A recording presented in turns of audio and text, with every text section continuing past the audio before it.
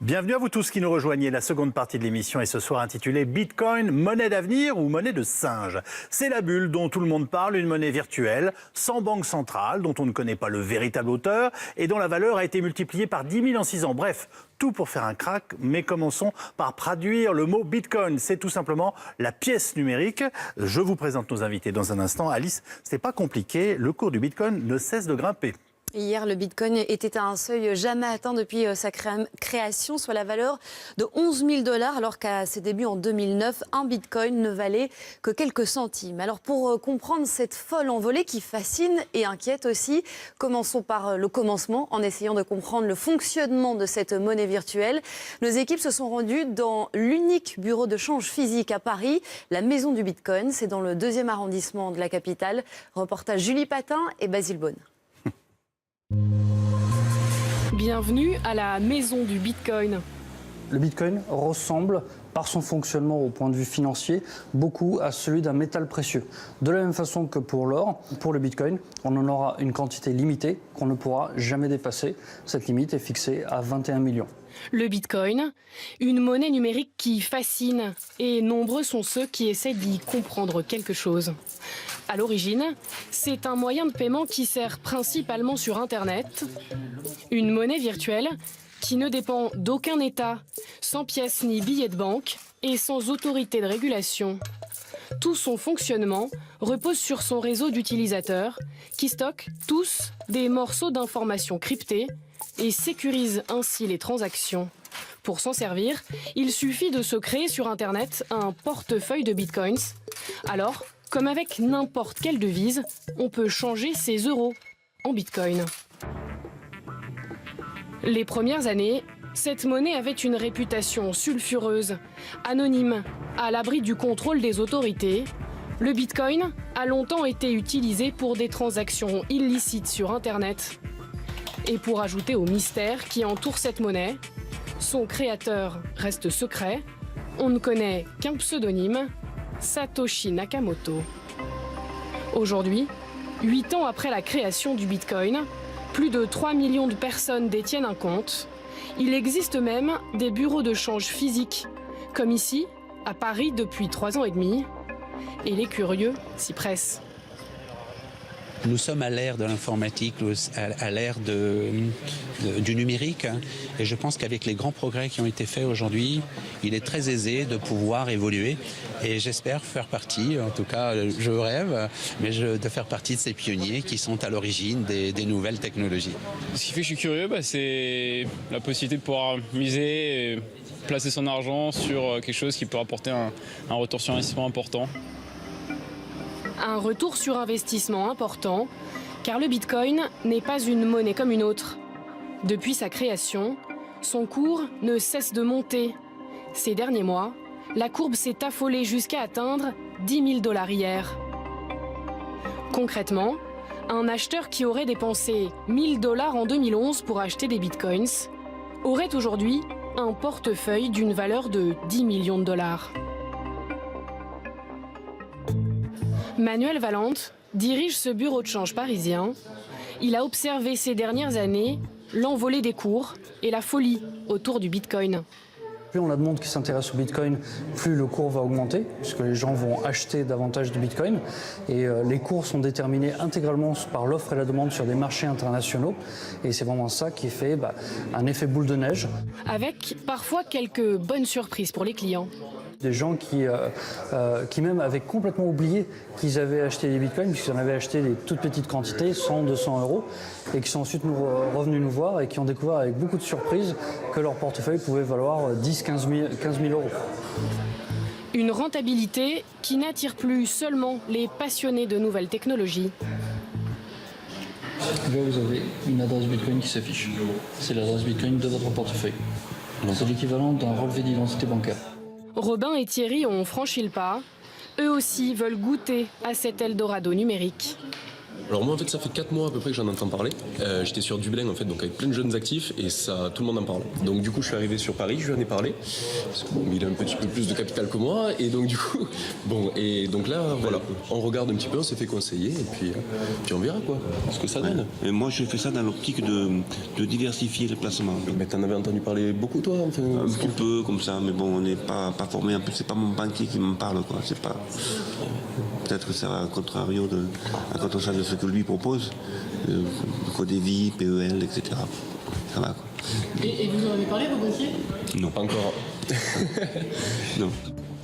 Antoine, lui, fait partie des convaincus de la première heure. Je veux pas que les banques puissent gérer mon argent en fait. Je veux gérer mon argent, je veux pas qu'on puisse faire fructifier. Si quelqu'un fait fructifier mon argent, c'est moi et personne d'autre. Donc voilà, ouais, principalement l'idéologie et la possibilité de se faire de l'argent. La fortune par le Bitcoin, c'est la nouvelle success story de la génération Internet. À l'image de ce jeune homme, Eric Finman, un Américain qui a investi à 14 ans ses $1000 d'économie dans le Bitcoin. J'avais 18 ans quand je me suis fait mon premier $1 million. Et on se sent comment ? Plutôt pas mal. Le Bitcoin est pour l'instant la star des crypto-monnaies, la plus emblématique. Mais il en existe des milliers d'autres qui, elles aussi, attirent de plus en plus d'investisseurs.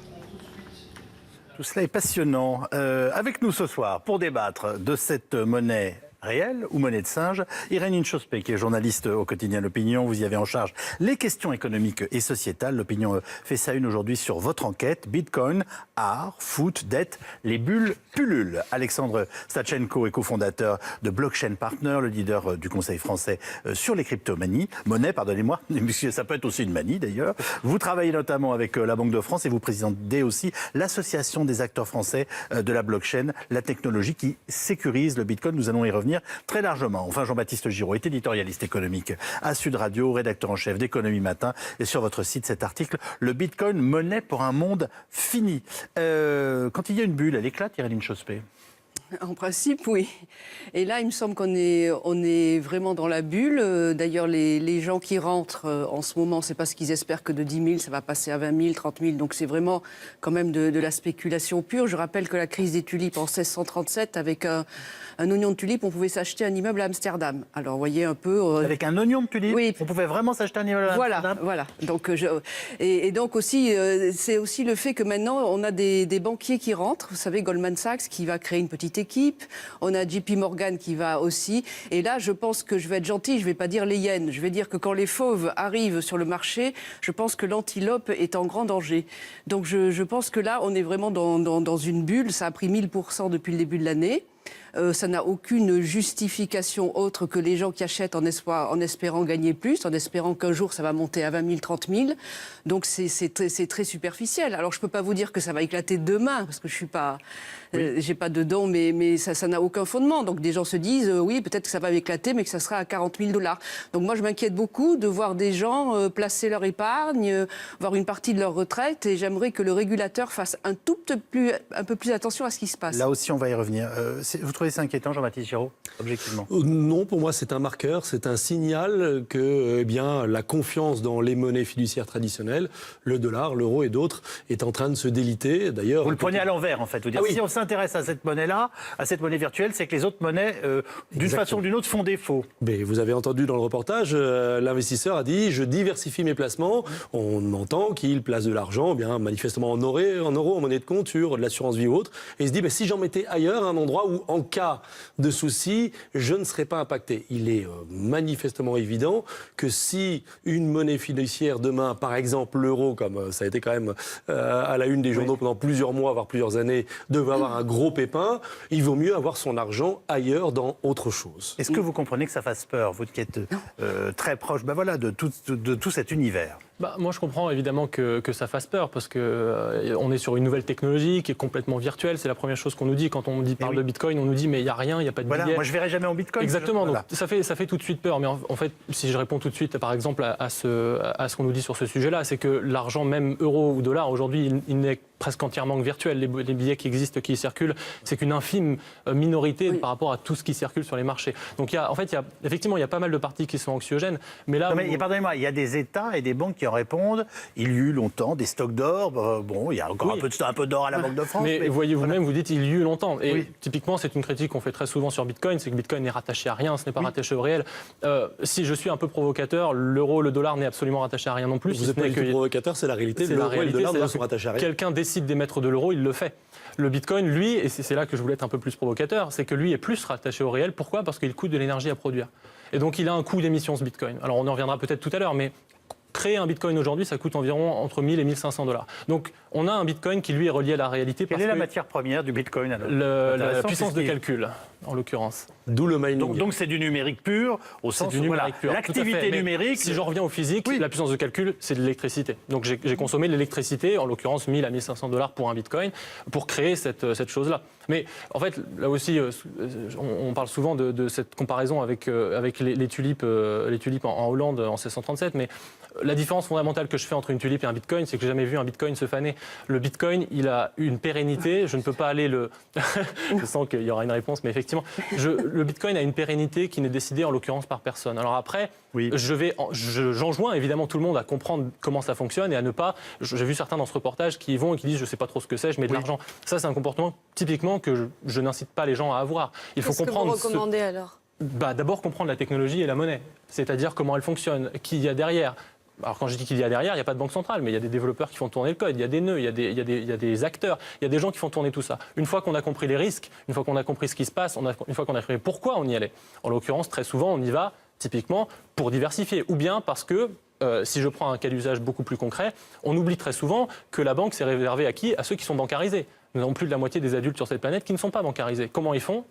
Ils font pas. Ils utilisent du cash, du physique. Mais enfin, c'est compliqué d'envoyer du cash en physique d'un village à un autre, par exemple. Donc, au contraire, en Afrique, ils utilisent justement en Afrique, pour le coup, il y a des villages qui utilisent déjà Bitcoin en tant que remplacement du cash. Ou bien au Venezuela, quand votre inflation est à 10 000%, vous avez peut-être envie de stocker votre argent quelque part. Ah, c'est sûr que pour les Vénézuéliens, ça pouvait être éventuellement une bonne période. Ils se font traquer en ce moment. Voilà, un bon achat intermédiaire. Non, juste une question, j'y reviens.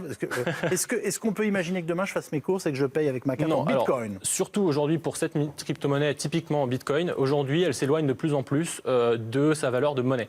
Pour une raison très simple, c'est que typiquement aujourd'hui, on a des frais de transaction sur Bitcoin qui sont assez élevés, autour de 4-5 $ par transaction. Donc si je veux payer mon café avec 1 euro plus 3 € de frais de transaction, ça n'a pas de sens. Une monnaie qui s'éloigne de son statut de monnaie n'est plus une monnaie. Eh bien, c'est pour ça que je critiquerais même l'appellation de monnaie. Pour moi, c'est autre chose, c'est une nouvelle classe d'actifs. C'est pas moi qui ai inventé le nom quand même. Bitcoin, pièce et numérique, voilà. En effectivement, pure. mais c'est parce qu'au départ, ça avait plusieurs fonctions. Ça avait la fonction de réserve de valeur, ça avait la fonction de monnaie, ça avait beaucoup de fonctions. Aujourd'hui, on voit que c'est quand même deux choses qui sont plus ou moins mutuellement exclusives. On ne peut pas avoir quelque chose qui gagne de la valeur tout le temps et qu'on a envie de dépenser. Ce sont deux choses qui économiquement ne sont pas Est-ce que c'est de la spéculation virtuelle ? Il y en a, bien sûr. On va pas se mentir, il y en a beaucoup même. Surtout en ce moment, à court terme. Maintenant, il ne faut pas se focaliser sur le fait que c'est une bulle ou que c'est... Enfin, en l'occurrence, à court terme, aujourd'hui, je pense personnellement que c'est une bulle. Nous ne serions pas réunis ce soir s'il n'y avait pas une bulle extraordinaire qui avait abouti aux chiffres qu'on a cités dans le début de l'émission. Je terminerai là-dessus, je laisserai les autres continuer, mais je pense qu'on a tort de se focaliser sur le fait que, tiens, hier c'était à 10 000, aujourd'hui à 9 000, demain à 11 000, aujourd'hui à 13 000, etc.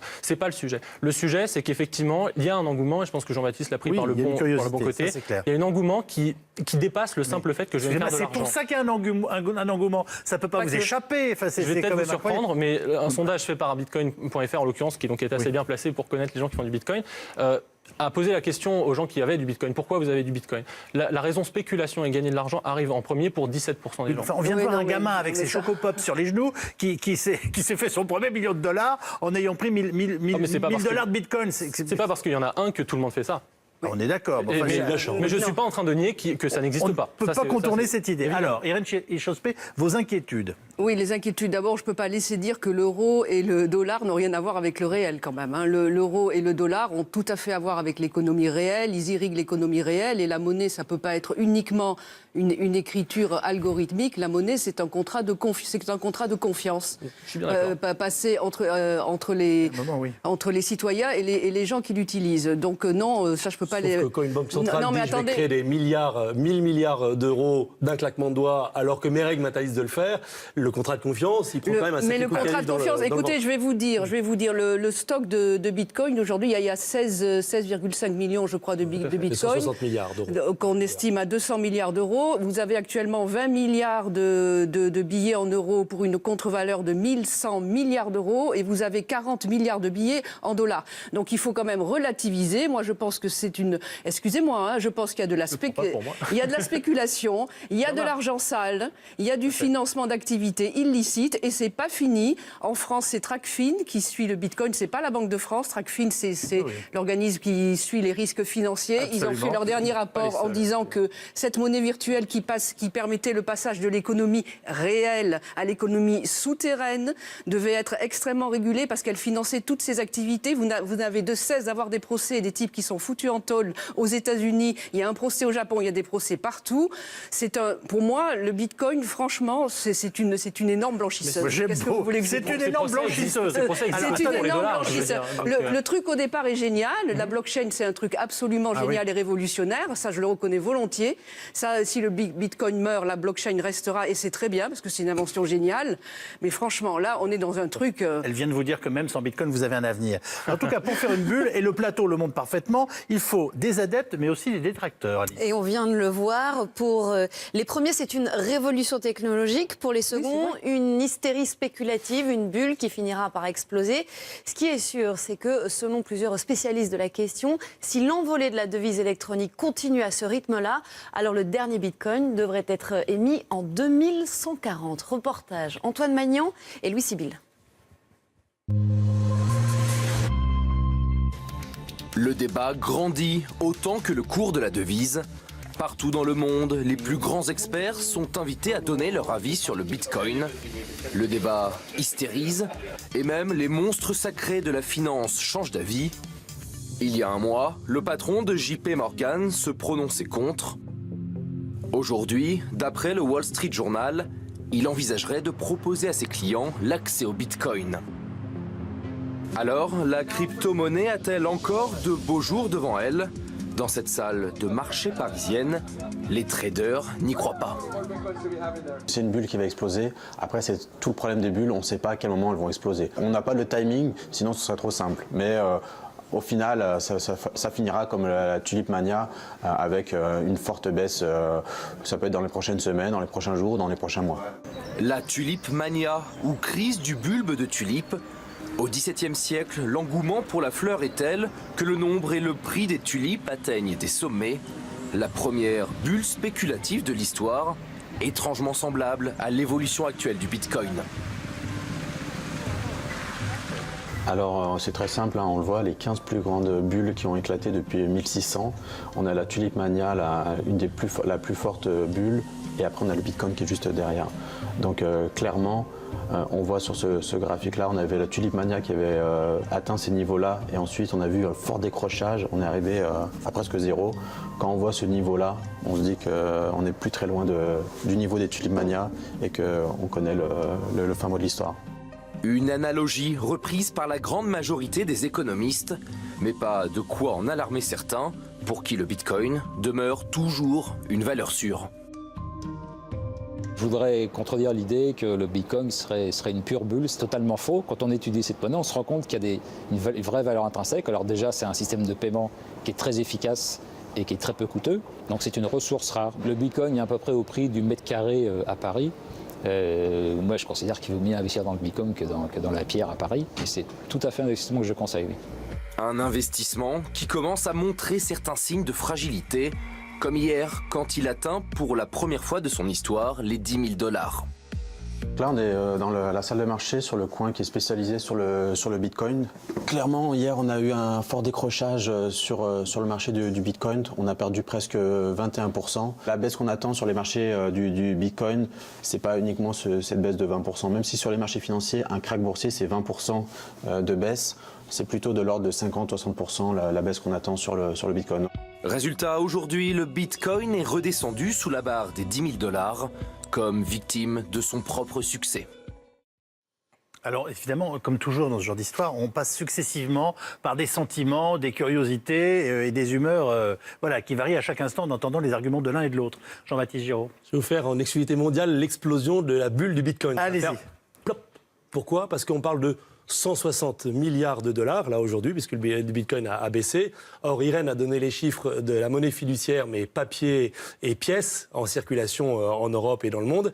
La monnaie électronique, parce que c'est celle qui nous intéresse, votre compte en banque, c'est de la monnaie électronique. Vous n'avez pas à la banque des billets qui vous attendent. C'est 10 000 milliards d'euros. L'Europe, c'est 10 000 milliards d'euros. Et je ne vous parle même pas de la monnaie en circulation libre dans le monde. Que voulez-vous me dire par là ? 160 milliards.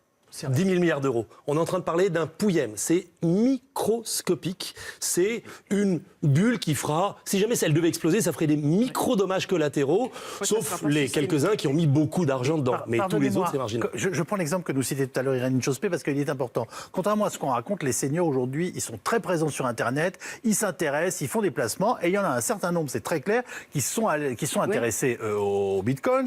On en a vu un tout à l'heure dans le premier reportage. Je suis désolé s'ils sont allés mettre de l'argent là-dedans. Mais s'ils mettent 10%, soit ils perdent 10% et ils vivront avec les 90% restants qui ont survécu, soit ils mettent 10% et ça fait x10, ils ont doublé la mise. Donc c'est du casino quand même. Non, moi je trouve que l'AMF, là, le régulateur, le pseudo-régulateur des marchés, en fait, qui surveille l'épargne, alors ils sont capables de tomber systématiquement sur un petit courtier qui a fait une ânerie, mais alors là, ils laissent effectivement des gens... Des retraités ou des gens mettre de l'argent là-dedans. Parce qu'il n'y a pas de frontière.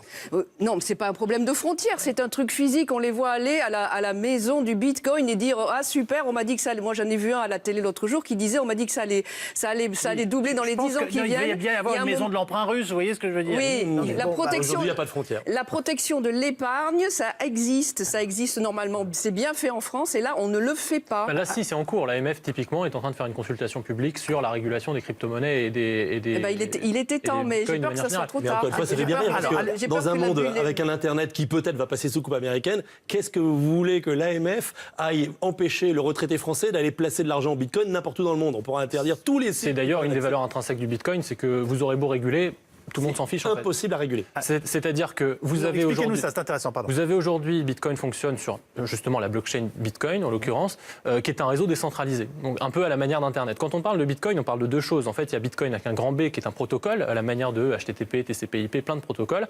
Et il y a Bitcoin petit b, qui est le jeton numérique qu'on s'achète à 10 000 $. Le Bitcoin grand B, qui fait circuler le Bitcoin petit b, lui, c'est comme un protocole. Bon courage pour aller réguler HTTP. Bon courage pour aller réguler Bitcoin. Vous voulez dire qu'il n'y a pas moyen d'aller d'une quelconque façon... La seule manière qu'ont les régulateurs... Ordonner ça si tant est que ce soit nécessaire. Exactement. La seule manière qu'on a en tant que régulateur pour essayer de faire quelque chose, c'est d'aller voir les portes d'entrée et de sortie. Typiquement la maison du Bitcoin, typiquement les exchanges, etc. Mais vous ne pourrez jamais réguler le protocole. C'est pas possible. Alors, vous ne pourrez jamais réguler le protocole, pardonnez-moi, mais même la terminologie peut poser problème pour une partie... Vous le faites en français. On ne pourra jamais interdire à un retraité français, avec son petit-neveu, si vous voulez, pour l'aider, d'aller sur un site Internet en Suède, en Allemagne, aux États-Unis, dans tous les pays qui n'auront pas régulé le Bitcoin. Et l'AMF, enfin c'est Adopi, en fait, Adopi, AMF... Même combat, Adopi est totalement inefficace. J'ai entendu tout à l'heure à la radio en arrivant que le nombre de plaintes d'Adopi avait augmenté de 30%. Ça fait toujours rire Adopi. Qu'on n'empêchera pas 150 personnes d'aller prendre des tickets de loto, de perdre et le 151e de réussir à gagner un peu d'argent. Voilà. C'est du même ordre. C'est exactement du même ordre. Attendez, est-ce que c'est bien sécurisé ? Alors là, pour le coup, c'est votre boulot et vous vous engagez, et vous parlez à visage découvert,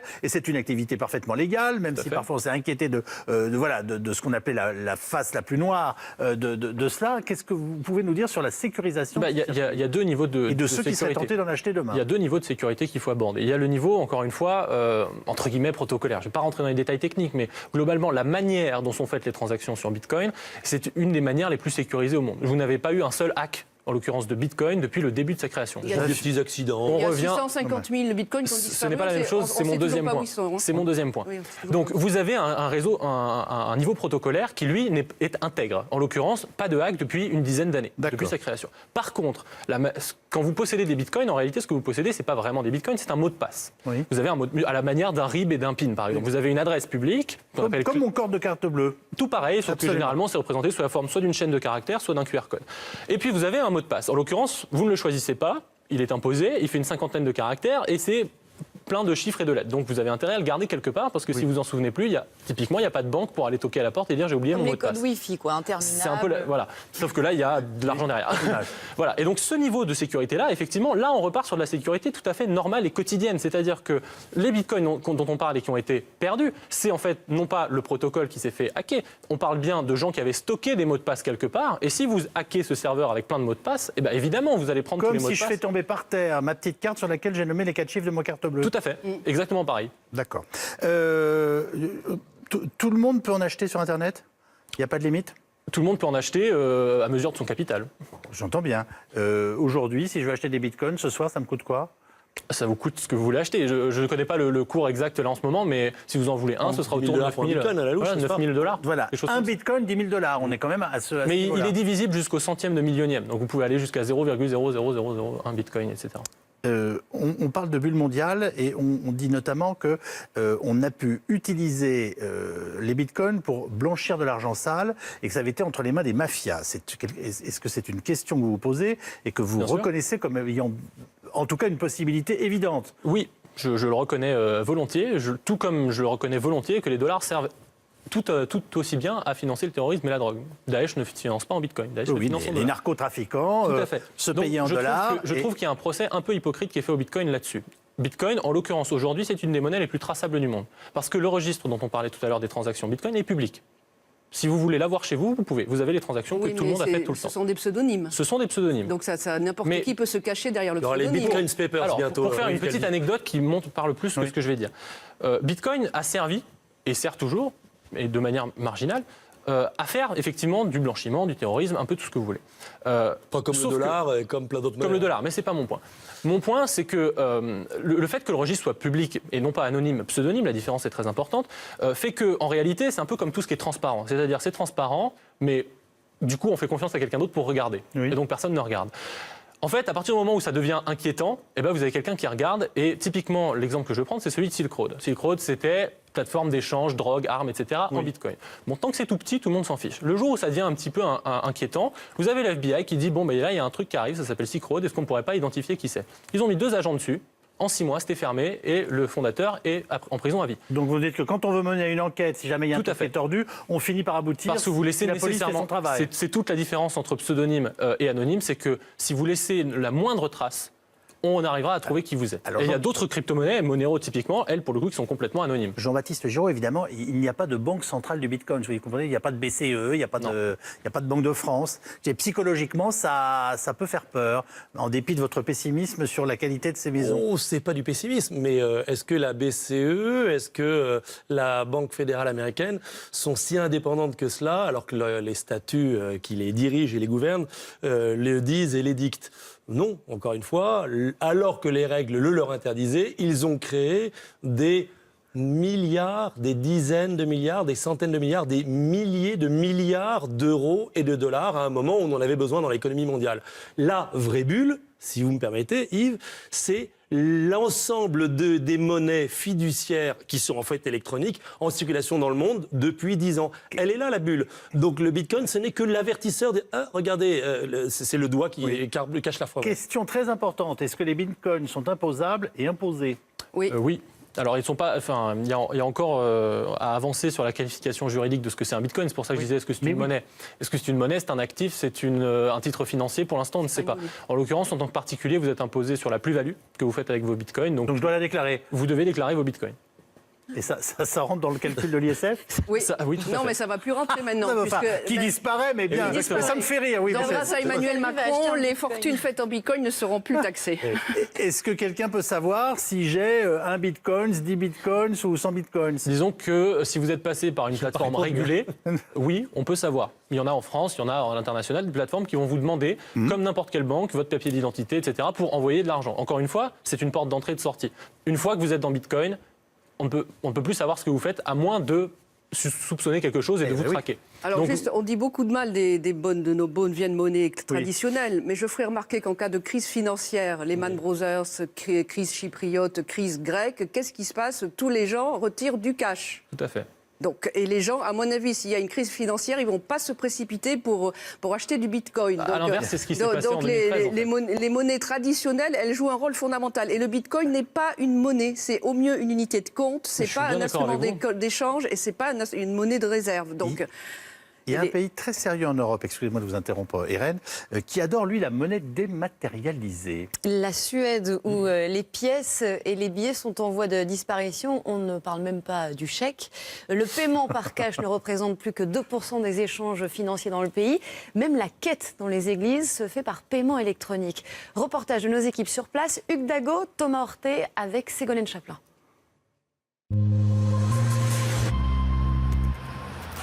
À Stockholm, impossible d'acheter un ticket de métro avec de la monnaie. L'unique fente est destinée aux cartes bancaires. Pour les Suédois, c'est devenu un réflexe. Le cash a pratiquement disparu de leur vie. Je n'ai presque plus jamais d'argent liquide sur moi. C'est plus sûr. Pour les petits commerces et même pour nous, ça évite de se faire voler. Je pense que la plupart des Suédois payent désormais par carte. Vous savez, mon fils a reçu des couronnes de la part de son grand-père, des pièces. Il me les a montrées. Je ne savais même plus à quoi elles ressemblaient, parce qu'on vient juste de les changer. Le cash, une histoire tellement ancienne que certains commerces se permettent même de refuser les paiements en monnaie.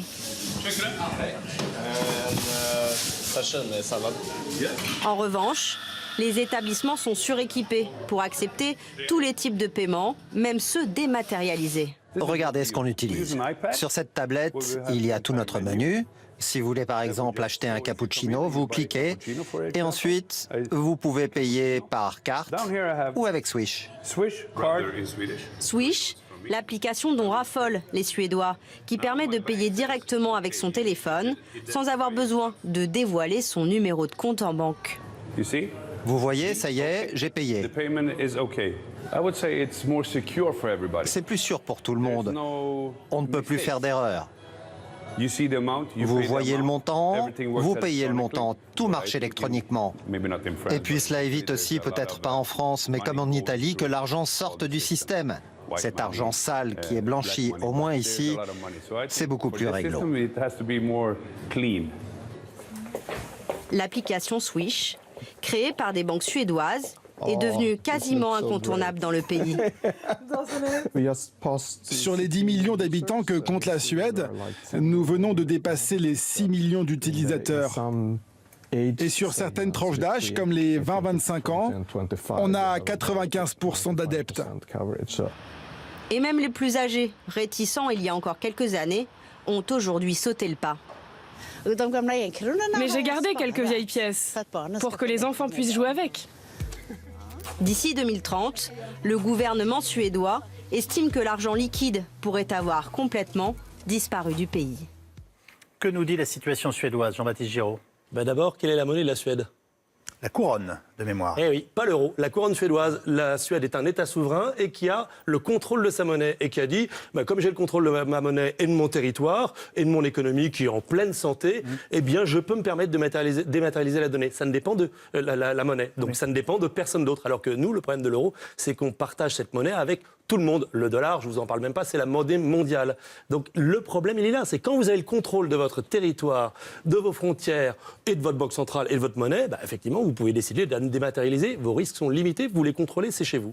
Non, mais attendez, la BCE est en Europe, on est en train de réfléchir à cette hypothèse de faire disparaître le cash. Ils ont considéré pour l'instant que c'était pas une bonne idée, c'est-à-dire que le fait de lutter contre l'argent de la mafia et tout ça, les inconvénients sur les transactions quotidiennes étaient trop importants parce que la Suède est une exception.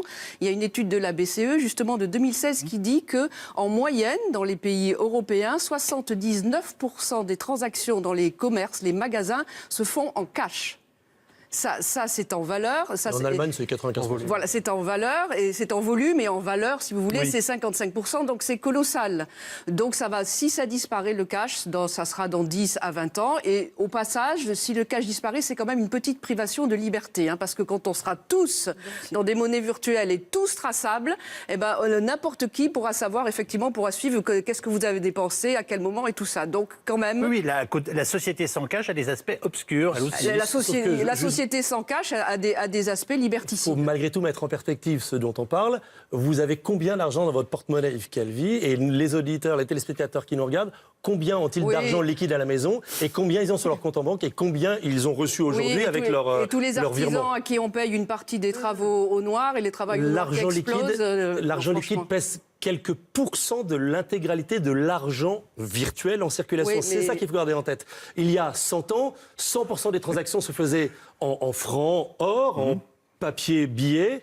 Aujourd'hui, 79% des transactions se font en cash. Mais l'argent est stocké à 95% dans des ordinateurs. Mais l'important, c'est ce que vous en faites de votre argent. C'est pas le fait que vous ayez à la banque. La banque vous donne toujours des billets si vous allez les chercher. C'est pas virtuel. C'est le principe même du bank run, c'est que le jour où... Non, mais bien entendu, mais franchement... Il y a 300 000 personnes qui regardent cette émission ce soir. Si les 300 000 personnes vont demain matin dans leur banque pour retirer de l'argent, bank run. Mais non, bien sûr que 300 000 personnes qui ne retiraient simultanément l'intégralité de leur compte. On est dans bank run, c'est connu. Vous pouvez dire 400 000. Alors, mais donc 400 000. 400 000, c'est plus la bank run, c'est carrément un crash systémique. Il y a quelque chose que j'aimerais quand même tirer au clair. Satoshi Nakamoto. Merci. Bon, alors, on ne sait pas. Oui, on ne sait pas qui est le créateur de la machine infernale et pleine de charme que nous décrivons ce soir. On a à un moment suggéré que ça pouvait être Elon Musk, le patron de Tesla. Non, mais voilà. Donc, mais vous trouvez ça rassurant? Certains disent qu'il n'existe même pas, d'ailleurs. Oui. Alors, vous êtes un garçon très équilibré. Moi, j'aurais tendance à vous faire confiance. Et je me dis, mais qu'est-ce qu'il fout là-dedans, ce gars-là? Donc, je parle de vous. Vous me faites confiance. Oui, n'hésitez pas à me donner tout votre argent.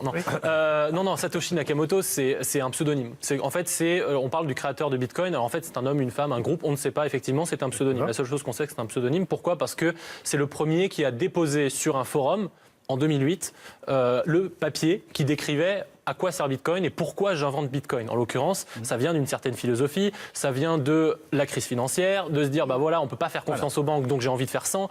Donc il y a tout un mécanisme. C'est important que vous racontiez aussi cette histoire parce qu'elle donne une crédibilité, en tout cas une dimension idéologique au sens non péjoratif du terme à cette histoire. De manière générale, c'est pour ça que je disais, c'est ne rater le sujet que de se focaliser sur le fait que ça vaut 10 000 ou 9 000 ou 11 000. Bitcoin, en tant que tel, si on revient vraiment aux fondamentaux et à quoi ça sert et pourquoi ça a de la valeur et pourquoi, à mon sens, ce n'est pas une tulipe qui fane, c'est que vous avez une sorte d'Internet de la valeur. C'est-à-dire que, je m'explique, Internet, c'est la démocratisation et on va dire la décentralisation de l'information. Chacun devient créateur de contenu, chacun peut le diffuser très rapidement à un coût marginal proche de zéro. D'ailleurs, ça ne me coûte rien d'envoyer quelque chose sur Internet. Bon, mais le problème, c'est qu'en fait, quand je dis j'envoie quelque chose sur Internet, en réalité, je ne l'envoie pas, je le copie. C'est-à-dire, j'envoie un fichier musical, vous l'avez, je l'ai aussi. Dès qu'on parle d'argent, si je vous envoie 10 euros que je les ai aussi, il y a un souci. Parce que je viens de créer de l'argent et je viens donc de faire perdre de la valeur à tous les euros. Bitcoin résout ce problème-là. Mais Bitcoin, c'est le premier protocole historiquement qui va dire ce bout d'information-là, que j'envoie d'un ordinateur à un autre, eh bien, il n'existe plus sur l'ordinateur de départ. Et ça a des implications absolument énormes, parce que vous arrivez à créer de la rareté numérique, c'est-à-dire une série de 0 et de 1, vous garantissez qu'elle a une valeur, en l'occurrence 9 000 $. Mais on s'en sert pour plein d'autres choses derrière, du vote, des actions. Vous avez un livret de caisse d'épargne? Oui. Bon, non, mais je voulais juste savoir. Non, mais moi, je ne suis pas full Bitcoin, c'était ça la question. Si les fondements idéologiques que je peux comprendre, c'est-à-dire que après la crise financière, que la monnaie est une chose trop sérieuse pour être laissée aux États et aux banques centrales. Très bien. Pourquoi la personne qui a déposé ne se dévoile pas? Pourquoi elle se cache toujours sous un pseudonyme? Parce que la plupart des gens disent qu'elle est morte, en fait, cette personne. En fait, elle n'a pas touché à ses Bitcoins depuis plusieurs années. Et je vous dirais, c'est comme Homère et Shakespeare, quoi. On ne sait pas s'ils ont existé ou bien s'ils étaient plusieurs. Mais en fait, vous n'avez pas besoin, c'est tout ça, toute la philosophie Bitcoin. Vous en fichez de savoir qui est derrière. Vous avez un code qui est ouvert, que tout le monde peut lire. Oui, on s'en fiche. Vous, oui. Non. Visiblement, Irène Inchospé, non. Disons que la qualité du code c'est ce qui fait tout l'intérêt de notre réunion ce soir. Merci beaucoup, les uns et les autres, d'avoir participé à la seconde partie de l'émission. 20h, l'événement est bien entendu, lui aussi rediffusé ce soir sur CNews. Dans un instant, 20h la culture, nous recevons Brigitte, autrement dit Sylvie O'Haraud et Aurélie Saada. Elles viennent nous voir avec leur 3e album, Nu au pluriel. Tous leurs fans l'attendaient. À tout de suite.